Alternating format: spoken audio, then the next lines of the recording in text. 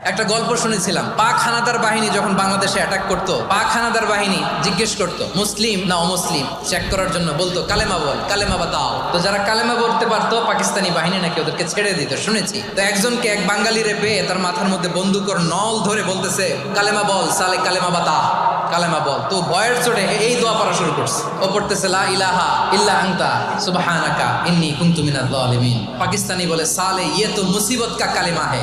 বাঙালি কয় হাম তো ভি মুসিবত মে হ্যাঁ। পাকিস্তানি বলে বেটা কোন দোয়া বললি, এটা তো মুসিবতের কালেমা। কয় আমিও তো মুসিবতে আছি, আমার মাথার মধ্যে বন্দুক ধরে তুমি আমার কালেমা জিজ্ঞেস করো, এখন কোনটা কালিমা আর কোনটা কি? তো আমার হুশ আছে নাকি? লা ইলাহা ইল্লা আনতা সুবহানাকা ইন্নী কুনতু মিনাজ জালিমিন। বিশ্বনবী বললেন দেয়ালে পিঠ থেকে গেলে, চোখে মুখে অন্ধকার, বাঁচার কোনো উপায় নাই, তখন এই দোয়াটা পড়তে হবে। এই দোয়া পড়ে আল্লাহর কাছে ফরিয়াদ করলে বিপদ মুক্ত করবেন কে?